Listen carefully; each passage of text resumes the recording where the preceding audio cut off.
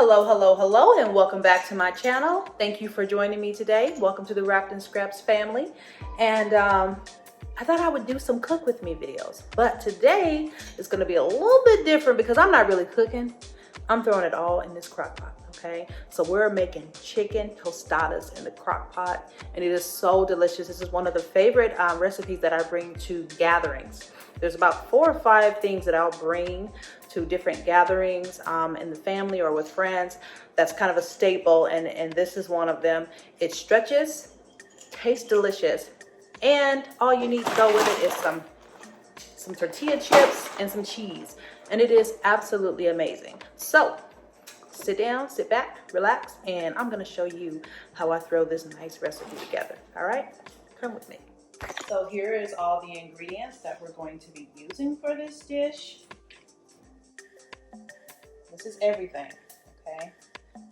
The Reynolds slow cooker liners for the crock pot. I'm sure you guys have seen those before in the store. Okay, we've got our chicken breast. We've got our chicken broth. We've got some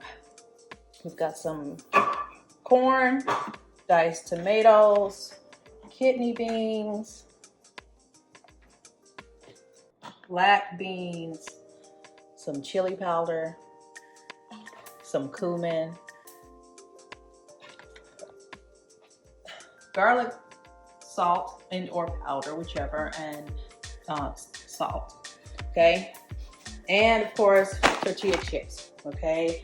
Now, with these ingredients, you do want to have also shredded cheese, which is in the refrigerator.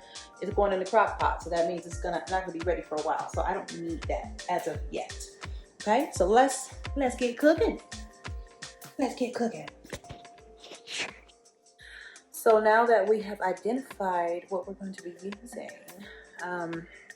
let's get to it.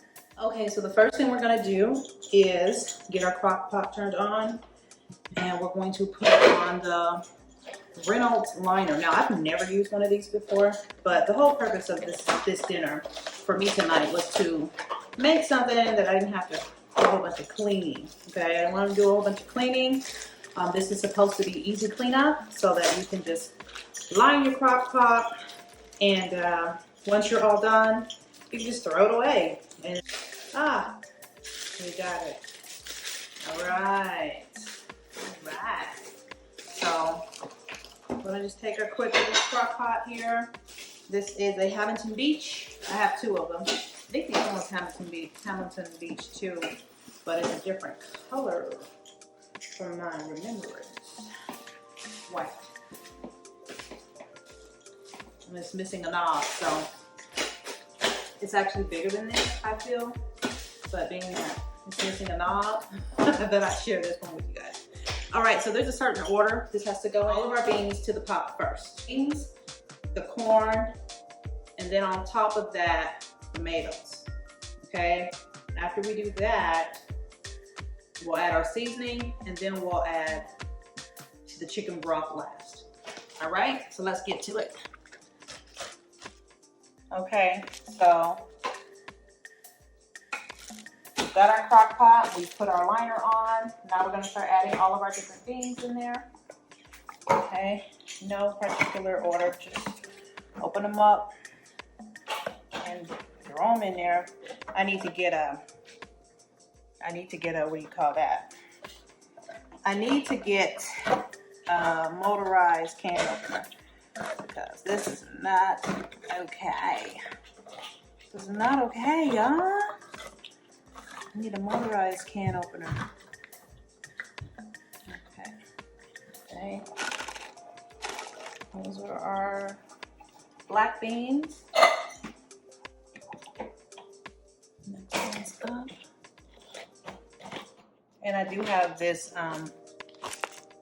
laminated because, you know, that's the best thing to do if you have a piece of paper with your recipe on it. I know a lot of people do their recipes, you know, like online. I'm a little old school. I like to actually touch mine. I mean, sometimes I do, but for the most part. So if you are like that, you have a recipe next to you when you're cooking, you know, it's best that you go ahead and, here's the kidney beans here. Okay. It's best to laminate your recipes if you're going to actually have them out and assisting you in the prep or the cooking of the food. If you're going to have it out around all the food products, it's better to go ahead and laminate it, or if nothing else, make sure you have a copy of it before you, you know, start using it. Especially if it's handwritten and it's like an old recipe from the family. I think that is the reason I really like handwritten recipes. Like this is my handwriting, but Lord, it's just horrible. But my kids might want that one day. They might find value in it. Who's to say? You know, so for the ones that are handwritten by a loved one, especially if they're passed on by now, you know, they've passed away, it's very precious, it's very valuable, and you don't want to ruin your recipes by spilling stuff on it. You know, you don't want anything to spill on it, you don't want to get food on it, so the best way to protect it is to laminate it. Okay, so tomatoes are going on in. We're going to put another can of tomatoes. Nice tomatoes.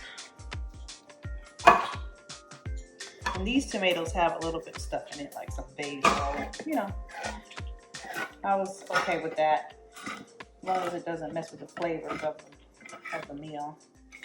So I hope everyone is having a good day. I hope everybody is happy, you know, or enjoying life. I know it's a little difficult right now with Corona out and about, but do the best you can with what you got, right? All right, so all of our cans away, so we don't cut ourselves. I opened the cans completely the wrong way. I don't do what I did, but my can opener is kind of old and it's not really conforming to what it is I need.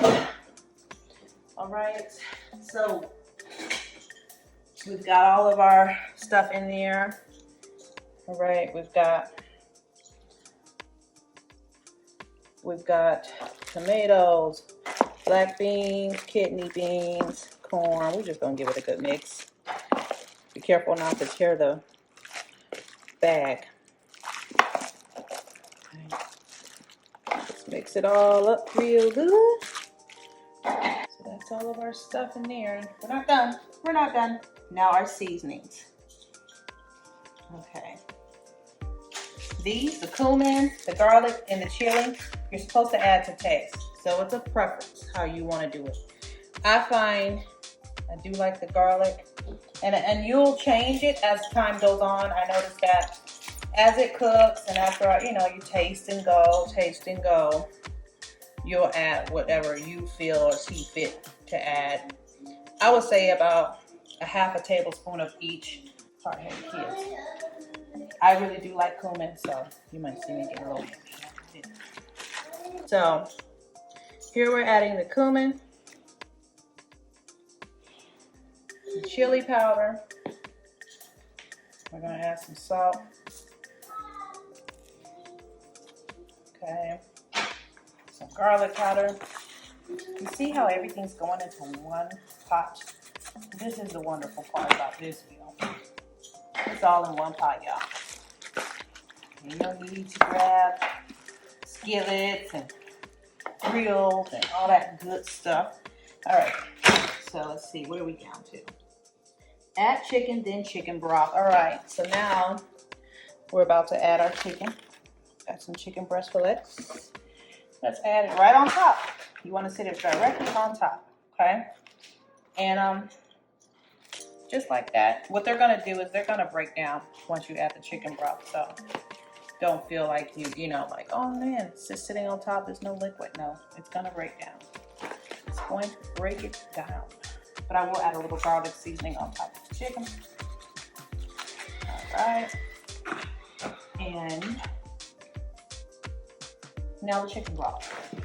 And I got unsalted because I don't want to overkill with the seasonings and add a whole bunch of chicken broth, a whole bunch of salt in. So this is what I got. And I did wipe down all of my items before using them, like all of my cans and everything like that, especially now with all the corona situation going on. You want to make sure that you wipe down everything. Okay. So it's all in there. It's all in there. Let's give it a, I can pull it away from the wall a little bit. All right. And that is that, you guys. That's it. That is it. We cover. We turn on. Let's turn it on. Let's just push manual. Let's push high. There we go. That's it. That is it. And we wait. And we'll see how it turned out after it's all said and done. All right? I'll see you back in a couple hours. So we've got our chicken here. As you can see, it is fully cooked, but we do want to shred it, okay? We're just gonna shred it. We're gonna shred it in the same way it naturally wants to shred. Ready? So we're just gonna shred it. And when we throw it back in there, it'll shred up some more. That's the good part. So, it smells so good, you guys. It smells so, so good. It smells so good. So we're just gonna shred it like a couple of cuts here and there. And we're gonna throw it all back in the pot to cook a little longer. So I'm gonna finish shredding this chicken and then I'll get right back to you guys.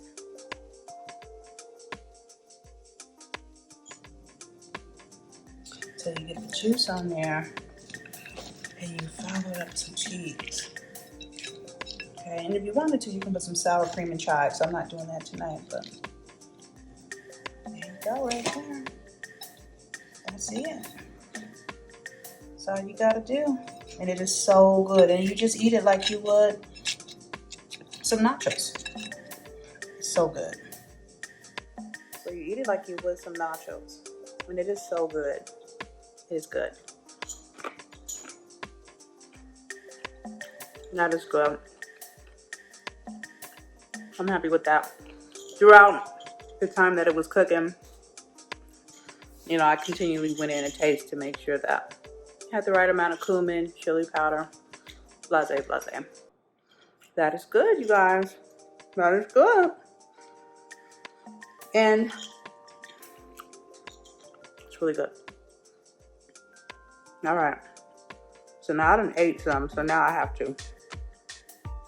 Now I've got my taste buds wanting more. So I'm gonna eat another bite of this.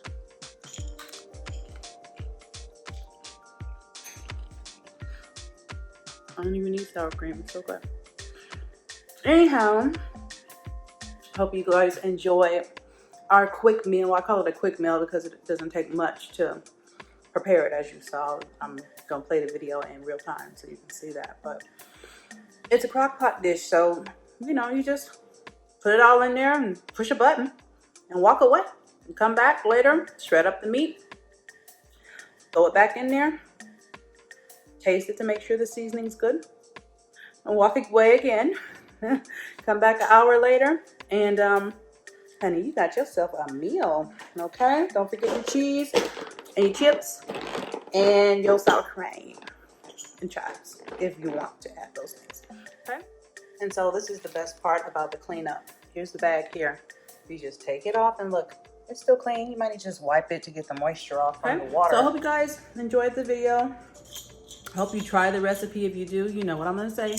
Leave me a comment in the comments box below. Let me know you tried it. Tag me in, all right? All right. Again, stay happy, stay blessed, stay loving life, stay loving you. Stay wrapped in scraps, stay loving him, and I'll see you next time. Bye, y'all.